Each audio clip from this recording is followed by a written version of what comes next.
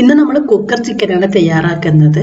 വെറും 2 table spoon വെളിച്ചെണ്ണ ചേർത്തിട്ടാണ് ഈ ഒരു ചിക്കൻ മുഴുവനും നമ്മൾ ഫ്രൈ ചെയ്തെടുക്കുന്നത്. നല്ല ടേസ്റ്റാണ്, വളരെ എളുപ്പമാണ്. നമ്മൾ കുക്കറിലാണ് ഈ ഒരു ചിക്കൻ തയ്യാറാക്കുന്നത്. അപ്പോൾ ഇതെങ്ങനെയാണ് തയ്യാറാക്കുന്നത് നോക്കാം. ആദ്യം ഇതിന് വേണ്ടി ഞാനിവിടെ ഒരു ചിക്കൻ നന്നായി കഴുകി വൃത്തിയാക്കി എടുത്തിട്ടുണ്ട്. ഇത് 1 കിലോൻ്റെ ചിക്കനാണ്. ഈ ഒരു ചിക്കനെ നമുക്ക് ഇതുപോലെ ഒന്ന് വരയിട്ട് കൊടുക്കാം. ഇങ്ങനെ വരയിടുന്ന സമയത്ത് ഒരുപാട് ഡീപ്പായിട്ട് അങ്ങ് വരയരുത്, കാരണം ഇത് വെന്ത് വരുന്ന സമയത്ത് നമ്മുടെ ചിക്കന് പൊട്ടിപ്പോകും. അപ്പം അതുകൊണ്ട് ചെറുതായി ഒന്ന് ഇതുപോലെ വരയിട്ട് കൊടുത്താൽ മതി. 2 കാലിനും ഇതുപോലെ 2ഓ 3ഓ വരയിട്ട് കൊടുക്കാം. അപ്പം ഞാൻ ചിക്കൻ ഇവിടെ വരഞ്ഞെടുത്തിട്ടുണ്ട്. ഇനി നമുക്ക് ഈ ഒരു ചിക്കൻ മാരിനേറ്റ് ചെയ്യാൻ വേണ്ടിയിട്ടുള്ള ഒരു മസാല തയ്യാറാക്കണം. ആദ്യം ഒരു ബൗളിലേക്ക് 2 ടീസ്പൂൺ മുളക് പൊടി ചേർത്ത് കൊടുക്കാം. ഇനി ഇതിലേക്ക് ചേർക്കുന്നത് മഞ്ഞൾപ്പൊടിയാണ്. 1/2 ടീസ്പൂൺ മഞ്ഞൾപ്പൊടി, 1/2 ടീസ്പൂൺ കുരുമുളക് പൊടി ചേർത്ത് കൊടുക്കാം, 1/2 teaspoon garam masala, 1/2 teaspoon chicken masala. ഈ ഒരു ചിക്കൻ മസാല ഇല്ലെങ്കിൽ ഗരം മസാല 1 ടീസ്പൂൺ ചേർത്ത് കൊടുക്കാം. ഇതിലേക്ക് നമുക്ക് ആവശ്യത്തിന് ഉപ്പ് കൂടി ചേർക്കാം. ഇനി ഇതിലേക്ക് ചേർക്കുന്നത് ഇഞ്ചി വെളുത്തുള്ളി പേസ്റ്റാണ്. 2 ടീസ്പൂൺ ഇഞ്ചി വെളുത്തുള്ളി പേസ്റ്റാണ് ഞാൻ ഇതിലേക്ക് ചേർക്കുന്നത്.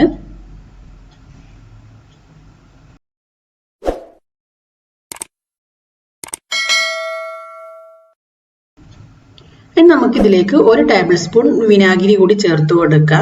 ഈ ഒരു വിനാഗിരിക്ക് പകരം 1 ടേബിൾ സ്പൂൺ ചെറുനാരങ്ങ നീര് വേണമെങ്കിൽ ചെറുനാരങ്ങ നീര് ചേർത്ത് കൊടുക്കുക.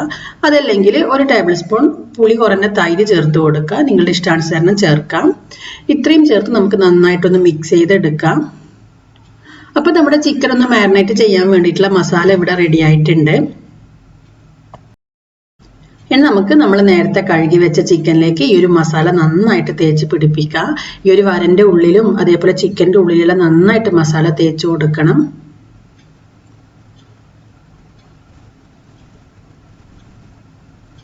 അപ്പം ഞാനിവിടെ മുഴുവൻ മസാലയും ചിക്കനിൽ നന്നായിട്ട് തേച്ച് പിടിപ്പിച്ചിട്ടുണ്ട്.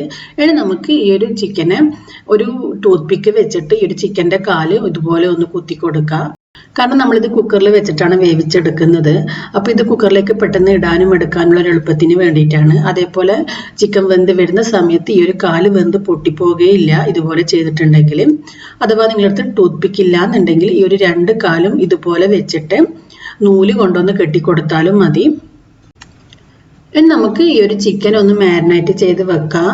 ഒരു 5-6 മണിക്കൂർ വെക്കാൻ പറ്റുമെങ്കിൽ 5-6 മണിക്കൂർ തന്നെ വെക്കാം. അപ്പോഴത്തേക്കും നമ്മുടെ മസാല ചിക്കനിൽ നന്നായിട്ട് പിടിച്ചിട്ട് ചിക്കൻ നല്ല ടേസ്റ്റ് ഉണ്ടാകും.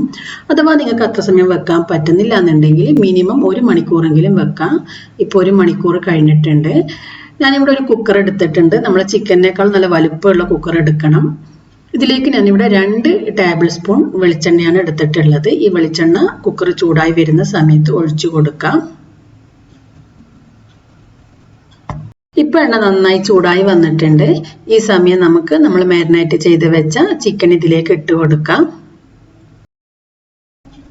ചിക്കൻ ഇതിൽ ഇട്ടതിന് ശേഷം നമുക്ക് അടച്ച് വെച്ച് ഒരു 3 മിനിറ്റ് ഒരു മീഡിയം ഫ്ലെയിമിൽ വെച്ച് ഇതിനെ വേവിച്ചെടുക്കണം. ഞാൻ ഇതിന്റെ വെയിറ്റ് ഇട്ടിട്ട് തന്നെയാണ് ഇത് വേവിച്ചെടുക്കുന്നത്. അപ്പോൾ നമുക്ക് വെയിറ്റ് ഇട്ടതിന് ശേഷം ഒരു 3 മിനിറ്റ് മീഡിയം ഫ്ലെയിമിൽ വേവിച്ചെടുക്കാം. അതിനുശേഷം ലോ ഫ്ലെയിമിൽ വെച്ചിട്ട് 15 മിനിറ്റ് നമ്മൾ ഇതിനെ വേവിച്ചെടുക്കണം. അങ്ങനെ നമ്മൾ 18 മിനിറ്റാണ് ഈ ഒരു ചിക്കൻ വേവിച്ചെടുക്കുന്നത്. സമയത്തിൽ കുറച്ച് മാറ്റം ഉണ്ടാവും. ഇപ്പൊ നന്നായിട്ട് പ്രഷർ വന്നിട്ടുണ്ട്, എന്നാൽ വിസിൽ വന്നിട്ടില്ല. ഇപ്പോൾ ഒരു 15 മിനിറ്റ് കഴിഞ്ഞിട്ടുണ്ട്. നന്നായിട്ട് പ്രഷർ മേലേക്ക് വരുന്നുണ്ട്. ഈ സമയം ഞാൻ ഫ്ലെയിം ഓഫ് ആക്കിയിട്ടുണ്ട്. അഥവാ വിസിൽ വന്നാലും പ്രശ്നമൊന്നുമില്ല. ഇനി നമുക്ക് ഈ ഒരു പ്രഷർ കളഞ്ഞതിന് ശേഷം ഈ ഒരു ചിക്കൻ വെന്തിനൊന്ന് നോക്കാം. അപ്പോൾ ചിക്കൻ നന്നായി വെന്ത് വന്നിട്ട് ചിക്കനിൽ നിന്ന് കുറച്ച് വെള്ളയിൽ ഇറങ്ങി വന്നിട്ടുണ്ട്. നമുക്ക് ആദ്യം ഈ ഒരു ചിക്കൻ കുക്കറിൽ നിന്ന് മാറ്റാം. അപ്പോൾ നമ്മുടെ ചിക്കൻ നല്ലോണം മസാലയെല്ലാം പിടിച്ച് നന്നായിട്ട് വെന്ത് വന്നിട്ടുണ്ട്. ഇനി നമുക്ക് ഈ ഒരു ബാക്കി വന്ന സ്റ്റോക്ക് ഒരു പാനിലേക്ക് ഒഴിച്ചു കൊടുക്കാം. അപ്പോൾ ഒരു പാൻ വെച്ച് ഈ ഒരു സ്റ്റോക്ക് ഇതിലേക്ക് ഒഴിച്ചു കൊടുക്കാം. എന്നിട്ട് ഇത് നന്നായിട്ടൊന്ന് തിളപ്പിച്ചെടുക്കണം. ഇതൊന്ന് വറ്റി നമ്മൾ ഇതിലുള്ള എണ്ണ ഒന്ന് മുകളിലേക്ക് തെളിഞ്ഞ് വരണം. നമ്മൾ ചേർത്ത 2 ടേബിൾ സ്പൂൺ വെളിച്ചെണ്ണയും നമുക്ക് ഈ ഒരു സ്റ്റോക്ക് വറ്റി വരുമ്പം ഇതിൽ തന്നെ ഉണ്ടായിരിക്കും.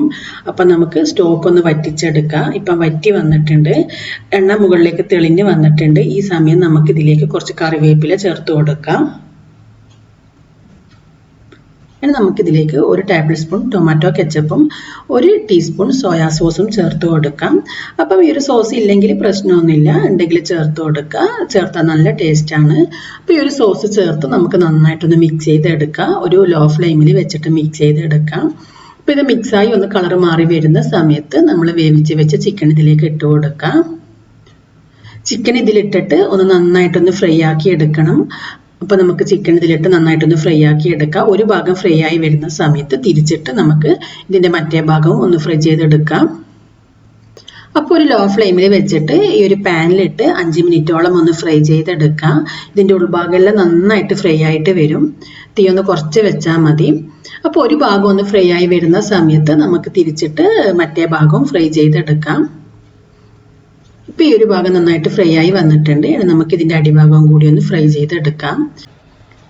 ഇങ്ങനെ ഫ്രൈ ചെയ്തെടുക്കുന്ന സമയത്തും നമുക്ക് ഈ ഒരു പാനിൽ കുറച്ച് എണ്ണ ബാക്കി കാണാം. നമ്മൾ ആകെ ഇതിലേക്ക് 2 ടേബിൾ സ്പൂൺ വെളിച്ചെണ്ണ മാത്രമേ ചേർത്തിട്ടുള്ളൂ. എന്നാലും ആ ഒരു എണ്ണ പോലും ഈ ഒരു ചിക്കനിലേക്ക് വലിച്ച് കുടിക്കില്ല. നിങ്ങൾക്ക് കാണാൻ പറ്റും പാനിൽ എണ്ണ കുറച്ച് ബാക്കിയുണ്ട്. ഇനി നമ്മൾ കുത്തിവെച്ച ഈ ഒരു ടൂത്ത് പിക്ക് ഇതിൽ നിന്ന് മാറ്റാം. അങ്ങനെയാകുമ്പോൾ ഈ ഒരു കാലിൻ്റെ ഭാഗമെല്ലാം നന്നായിട്ട് ഫ്രൈ ആയിട്ട് വരും. ഇപ്പം ഞാൻ 2 ടൂത്ത് പിക്കും ഈ ഒരു ചിക്കനിൽ നിന്ന് മാറ്റിയിട്ടുണ്ട്. ഇനി നമുക്ക് നന്നായിട്ടൊന്ന് ഫ്രൈ ചെയ്തെടുക്കാം. നമ്മൾ ഈ വീഡിയോയിൽ കാണുന്നതിനേക്കാൾ കുറച്ചുകൂടി നല്ല കളറാണ് നേരിട്ട് കാണാൻ വേണ്ടിയിട്ട്. അപ്പം ചിക്കനെ നന്നായി ഫ്രൈ ചെയ്തെടുത്തിട്ടുണ്ട്. ഇനി നമുക്കിതിൻ്റെ മുകളിലേക്ക് കുറച്ച് മല്ലിയില കൂടി ചേർത്ത് കൊടുക്കാം. മല്ലിയില ചേർത്തതിന് ശേഷം ഫ്ലെയിം ഓഫ് ചെയ്യാം. അപ്പോൾ നമ്മുടെ കുക്കർ ചിക്കൻ ഇവിടെ റെഡി ആയിട്ടുണ്ട്. നിങ്ങൾക്ക് കുക്കറിൽ വേവിച്ചെടുക്കുന്ന സമയത്ത് ചിക്കന് അത്രക്ക് അങ്ങോട്ട് വെന്തിട്ടില്ല എന്ന് തോന്നാന്നുണ്ടെങ്കിൽ തന്നെ പ്രശ്നമില്ല. നമ്മൾ പാനിൽ ഫ്രൈ ചെയ്യുന്ന സമയത്ത് കുറച്ചധികം ടൈം എടുത്തിട്ട് ഫ്രൈ ചെയ്തെടുത്താൽ മതി. അപ്പോൾ നന്നായിട്ട് വെന്ത് വരും. അപ്പോൾ തീർച്ചയായും നിങ്ങൾ എല്ലാവരും ട്രൈ ചെയ്ത് നോക്കുക. കുബൂസിൻ്റെ കൂടെയും പൊറോട്ടൻ്റെ കൂടെയും കഴിക്കാൻ നല്ല ടേസ്റ്റാണ്. അപ്പം ഈ ഒരു കുക്കർ ചിക്കൻ നിങ്ങൾ എല്ലാവരും ട്രൈ ചെയ്ത് നോക്കിയിട്ട് ഇതിൻ്റെ ഫീഡ്ബാക്ക് അറിയിക്കുക. ഈ ഒരു വീഡിയോ നിങ്ങൾക്ക് ഇഷ്ടമായെങ്കിൽ ലൈക്ക് ചെയ്യാനും ഷെയർ ചെയ്യാനൊന്നും മറക്കരുത്. എൻ്റെ ചാനൽ നിങ്ങൾ ഇതുവരെ സബ്സ്ക്രൈബ് ചെയ്തിട്ടില്ലെങ്കിൽ സബ്സ്ക്രൈബ് ചെയ്യാനും മറക്കരുത്.